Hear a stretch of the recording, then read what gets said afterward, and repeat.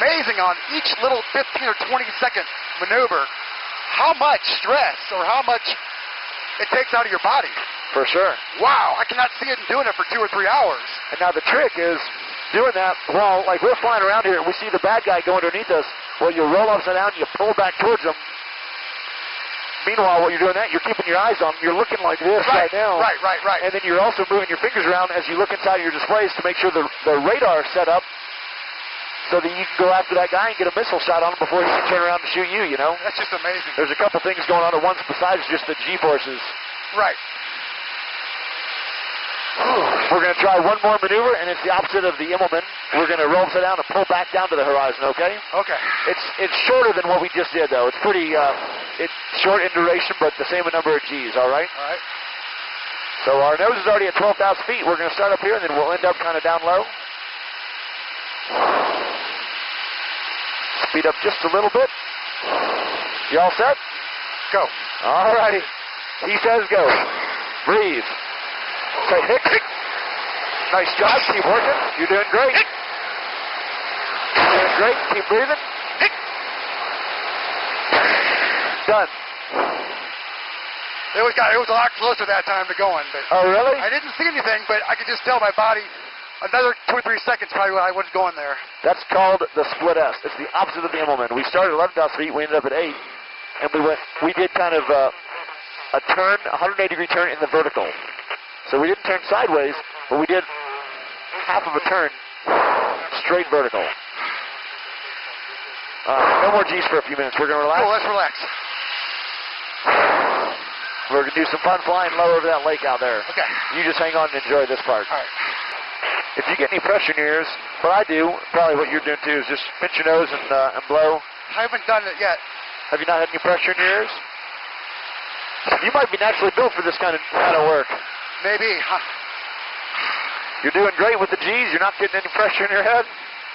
Is it pretty natural to get a little bit of dry mouth? Oh, very natural. Okay.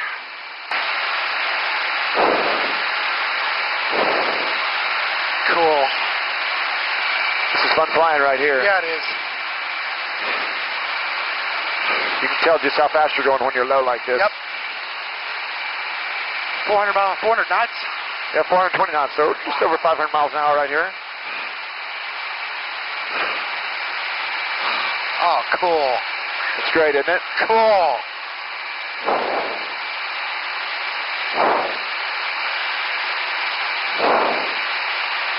This is how we do a lot of our air show. You know, 300 to 500 feet, 400 knots. This is pretty normal for us.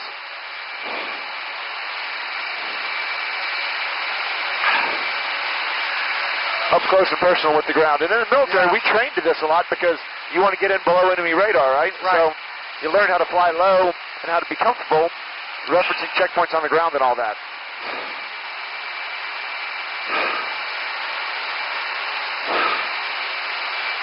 Little victory roll right here. Nothing to worry about.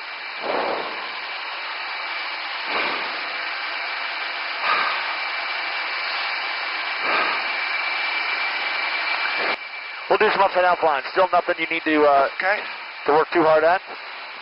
In fact, in this one, you don't want to squeeze your leg, and you certainly don't want to worry about the breathing because the blood comes to your head automatically. Okay.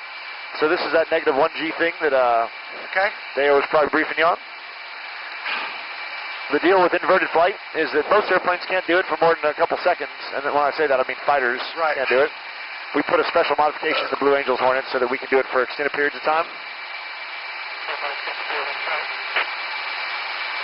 We got a little radio tower out here, so we'll just kind of do it along this road. Speed up to 400 knots. We'll roll upside down, and we'll just fly along upside down for a minute, okay?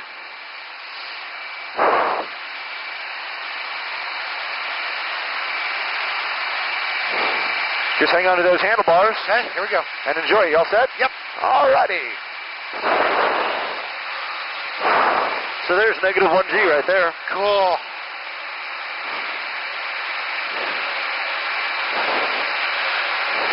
Making the day for a couple people, hopefully. Have you had enough of that? Yes, sir. That's too weird feeling. I'll tell you this.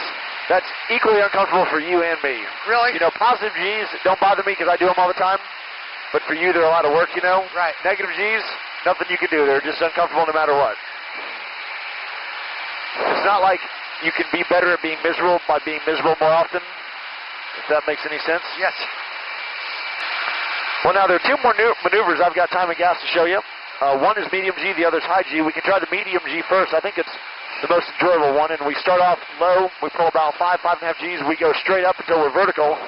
Then you relax, and you can see what it's like to accelerate vertical in a fighter. It's kind of like a space shuttle might. Right. You want to give that a shot?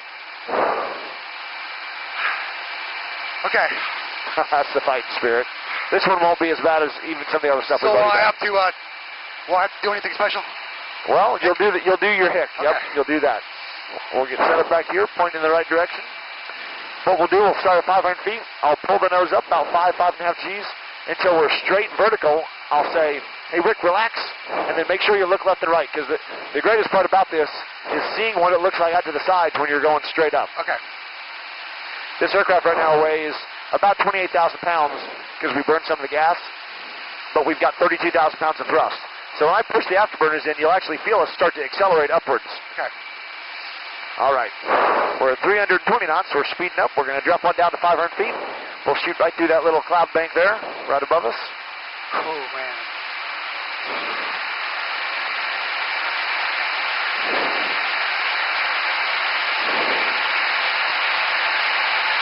There's 450 knots. We'll start at 500 knots. You all set, Rick? All right, let's do it. Yes? Okay, flex those legs. Take a deep breath. Ready, hit it. Breathe. Stop, keep breathing. You're doing great. Keep holding that breath for me. Okay, relax, Rick. Here come the afterburners. We're going straight up. Look left and right. Wow. Pretty awesome, isn't it? Yeah. Here's a slow roll for you. Here's back to the rise, and there goes 15,000 feet.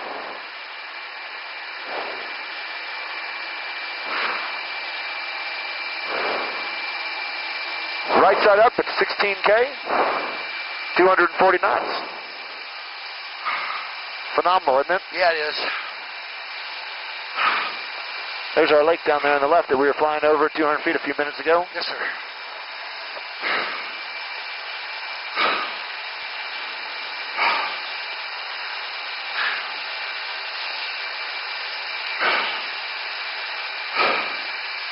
It's like we're doing wind sprints, isn't it? Yeah. When you learn to fly these fighters, one of the kind of training or instruction points is what we call basic fighter maneuvering. When you learn to fight one other aircraft, and it's really dynamic and really challenging, where you're within what we call visual range the whole time. So they're over your left shoulder, and you're constantly pulling back to get them, and pushing down and going straight up and straight down and left and right. And you're not just 3 or 4 Gs, but you're 6, 7 Gs for maybe a minute or two straight. But you feel like you just ran a 4-minute mile, And your arms are exhausted, your legs are exhausted, your stomach's exhausted. Meanwhile, you're having to focus on not flying into the ground or the water and trying to get a shot in this other airplane. And when you come nose to nose, keeping safe separation and all that stuff. And boy, that is a workout if there's ever been one. Your whole body. It's like you've gone 12 rounds with Mike Tyson or something.